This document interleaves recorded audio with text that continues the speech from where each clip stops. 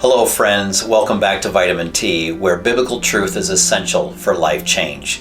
My name is Jim Miller. What strange days these are.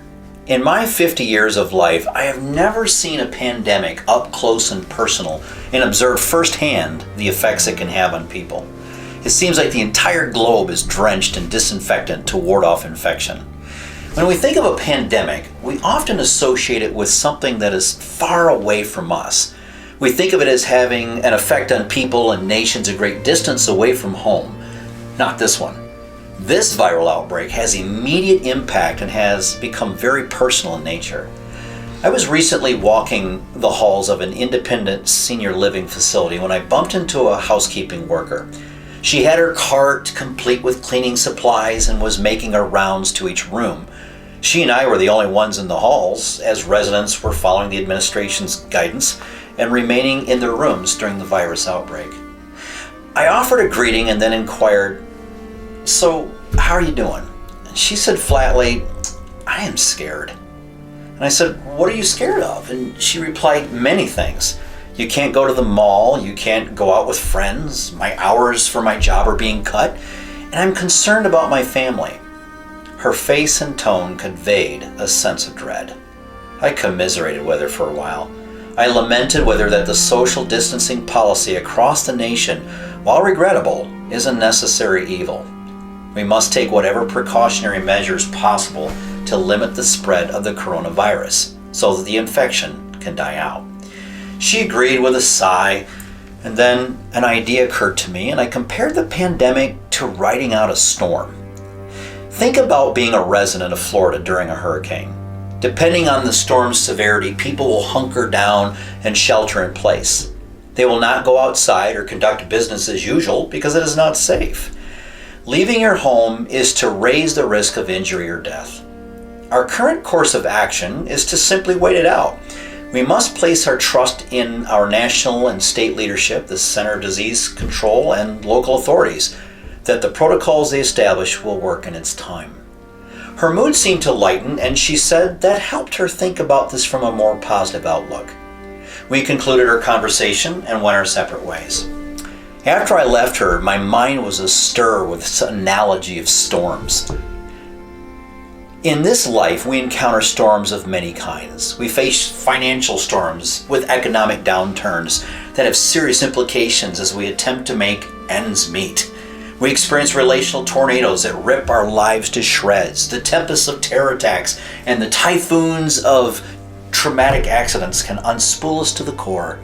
These storms can be scary. They cause personal damage to us or our possessions. They threaten our very lives and those whom we love. When the storms arrive, they can terrify us. Their foreboding clouds, whirring winds, and pelting rain can send us running for cover. What do we do when these storms come? How can we weather the storm and cope with its damaging effects? Well, there is one important answer to these questions that can be found in a story. In 3 of the 4 Gospels, the story is told of Jesus' disciples leaving the safety of the shore and plotting a course across the Sea of Galilee. Within this story is a powerful principle that will furnish the inner fortitude we need to make it through. Here's the story as told by Matthew's Gospel, chapter 14, verses 23 to 27 from the NIV translation.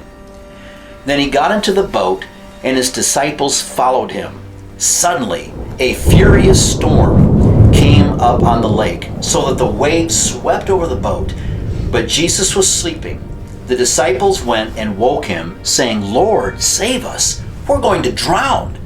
He replied, "You of little faith, why are you so afraid?" Then he got up and rebuked the winds and the waves, and it was completely calm. The men were amazed and asked, "What kind of man is this? Even the winds and the waves obey him." Can you see the disciples' hysteria? They are scrambling to balance the boat, man the oars, and frantically scoop the buckets of water out as the waves keep pouring them in. What was a manageable squall morphed into a tempest of monstrous proportions that is winning the sink the boat challenge. Meanwhile, Jesus has taken a snooze. Imagine that. The Son of God is sound asleep with the disciples being sound awake. Finally, out of sheer desperation, they shake their master and rouse him from his slumber. I wonder if he was really sleeping or it just appeared that way. They undoubtedly yelled to be heard over the roar of the sea. "We can't do this. We need your help. Not sure what help you, a mere human being, can offer, but any assistance you could provide would be greatly appreciated, sir, because we're about to die." In verse 26, Jesus reveals their overall mood as being one of terror. When Jesus asks, "Why are you afraid?" a very specific word in the Greek language is used that uncovers something about the disciples specifically and human nature generally. The word in the Greek is delos. It means lacking courage and thereby displaying cowardice in the midst of challenge. The disciples, and by extension us, need a confidence boost, and they are about to receive the boost of their lives. Jesus rises and performs two miracles in one. One miracle is over nature, and the other is over people, his disciples. He first admonishes his disciples for their lack of faith in his identity. They knew he was a great teacher, could perform some amazing party tricks, but had no idea about his divine side. He then addressed the squall raging around them and dissolved it with a simple three-word phrase, "Peace, be still." This display of unparalleled power astonished his disciples. At first, they were terrified that a man could possess such power. In time, they would come to see that the master of the sea was also the master of the human heart, the second miracle resulting from the first. I am a bit of an art enthusiast. I love how artists are able to envision a scene from the narrative and recreate a powerful visual for others to admire. The Dutch Golden Age painter Rembrandt van Rijn was just such an artist. In 1633, he produced an oil-on-canvas painting depicting the storm on the Sea of Galilee. It was preserved in the Isabella Stewart Gardner Museum in Boston for some time until 1990. Sadly, that year robbers fenced the painting in what is known as the largest art heist in U.S. history. What is fascinating about this is how Rembrandt portrays the disciples' moods. A careful inspection reveals some disciples awash in a wave, another is tending the sail that is wildly flapping in the wind.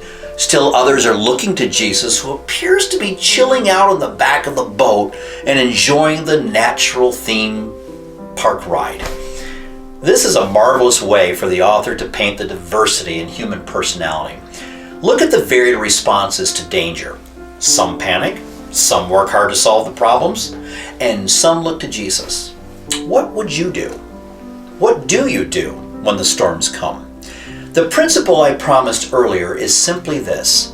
When difficulty raids us, when trials assault us, when challenges assail us, we need to remember Jesus is in the boat. Repeat it a couple of times. Jesus is in the boat. Another way to think about this is that Jesus is in the boat of our lives. The sea represents the uncertainty and vastness of this world, and our boats represent our very lives in the midst of this world.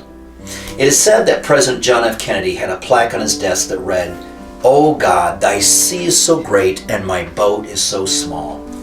This serves as a stark reminder of the smallness of our lives in contrast to the size of this world around us. There is great news for those who claim Jesus as their Lord. Jesus is in the boat. We are not alone in this. He is fully cognizant that the affairs of this world and how they often arrive unexpectedly and threaten to swamp or sink us. Because he is in the boat of our lives, he has the capacity to quiet the thunderclaps overhead. He has the ability to calm the distressing seas of financial loss.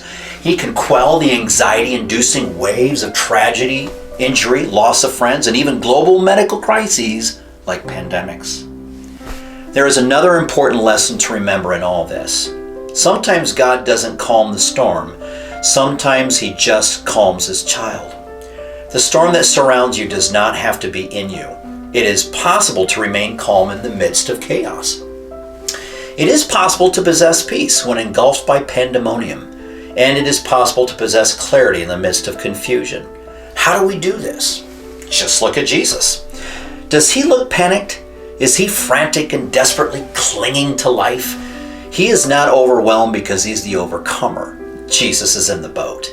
He sees the same surroundings you do. He hears the same ferocious sounds you do. He feels the same mist and splash of circumstances that you do. He understands and he gets it. Yet look at him. In fact, he sees, hears, and understands far more than we do, which is why he is so confident. He feels, he sees through the hurricane to the eye. He hears the calm when the wind stops blowing, and he understands the outcome when all we understand is the present threat.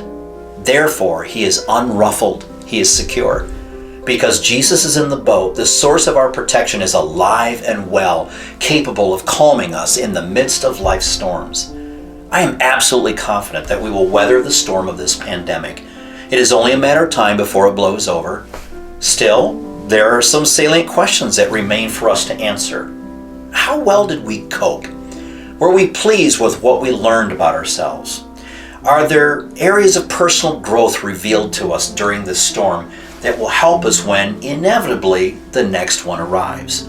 For now, let us remember this central truth. Jesus is in the boat. Because of who Jesus is, we can and we will make it through. Let us call on him who is the author and perfecter of our faith. Let us cling to him for security, and may we learn the valuable lesson that no storm can conquer us because it cannot conquer the master. Jesus is in the boat, my friend. Jesus is the master of the storm. May he be the master of your life as well.